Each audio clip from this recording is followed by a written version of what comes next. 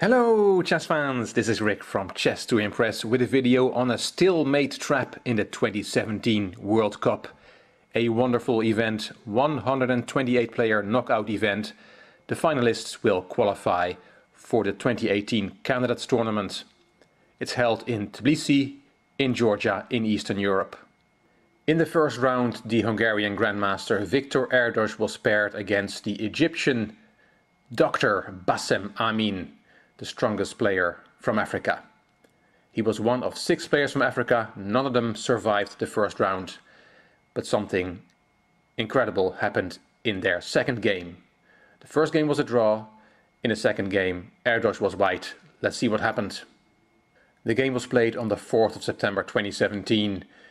This is the position after 62 rook a8 to a5 from Erdos, and black Erdos-Amin is 2 pawns up with a totally winning position. He played king f5, Erdos took on b5, and Amin took on d6. 2 pawns up in rook endgames is not always a win for the stronger side, but in this case it should be. Rook back to a5, rook d4, rook a8, rook h4, rook f8 check, king e6, rook a8, and now many moves are winning. Rook h3 check, king e4, and then king d6. And white cannot take the pawn because then there is a skewer on h4. But Amin thought he could do this easier. He played the blunder a4, a3. Thinking that Erdos could not take that pawn, because after rook takes a3, which was in fact played, there is rook h3 with that same skewer, but he had missed something. Erdos played king e4, of course by now Amin must have seen what he had done. He took on a3, and the game was drawn because of stalemate. A very nice stalemate trap. A well-known stalemate trap, and if Amin would have spent more time studying the classics, he might not have fallen for this. Let's look at a classic example.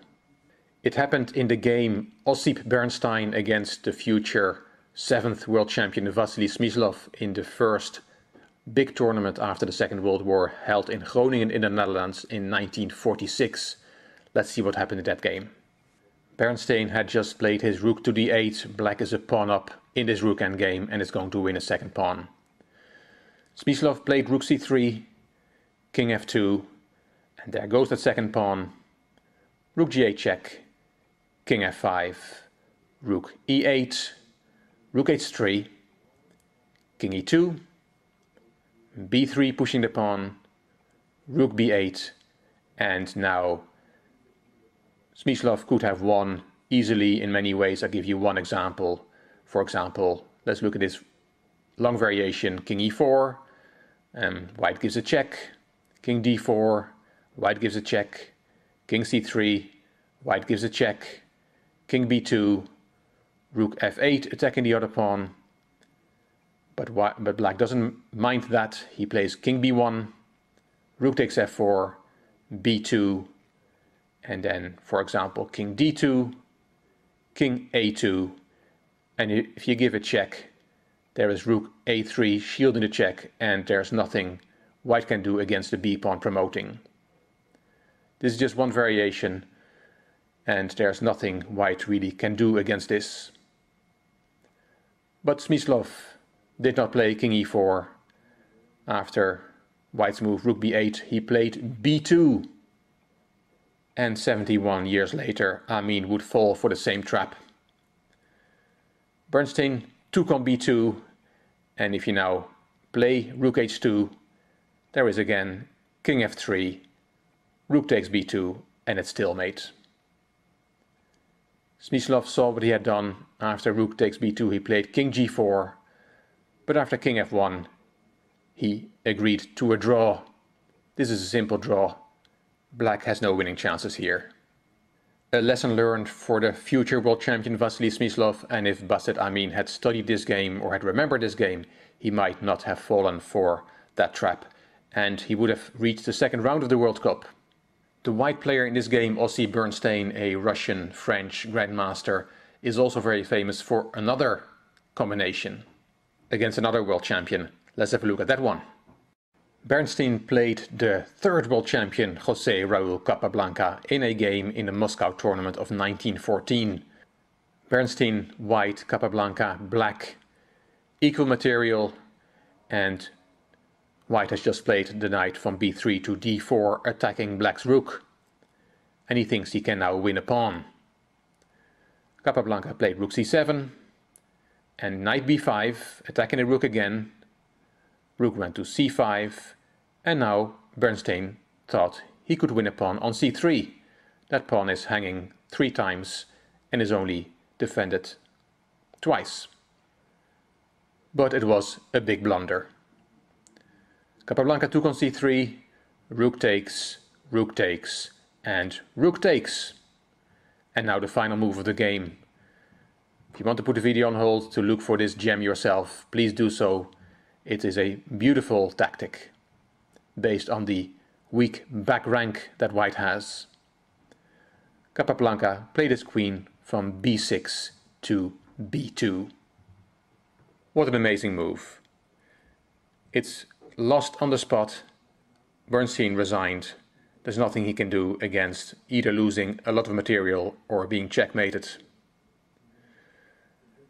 The black queen is attacking the white queen. It's also attacking the white rook, so white has to do something about that. The most obvious one is to take the queen. Queen takes b2, but then rook d1 is checkmate. That is the weak back rank. Of course, white does not have time to play a move like h3 because his queen is hanging and his rook is hanging. There's no check for white to get out of trouble. He can try, for example, rook c2 to cover both his pieces, but then there is queen b1 check. And after queen f1, the rook on c2 is lost. Let's try something else. Let's try queen e1 to protect the back rank and cover the rook on c3. Well, then black can take on c3, because after queen takes there is rook d1 check again and checkmate on the next move. One last attempt, you can try queen c2, but then there's many ways for black to win. There's an immediate checkmate with queen a1 check, and after queen c1 there is the nice move rook d1 check and checkmate on the next move. What a beautiful move from José Raúl Capablanca, who would become world champion 7 years after this game was played. Hope you enjoyed this Stalemate trap from the 2017 World Cup and those 2 trips down memory lane. If you did, please give the video a thumbs up, please subscribe to the Chess to Impress channel, please leave a comment, and if you liked the video it would be great if you could share it on social media. You also may want to check out my Chess to Progress channel, the link is in the description box. This is Rick from Chess to Impress. Thank you for watching.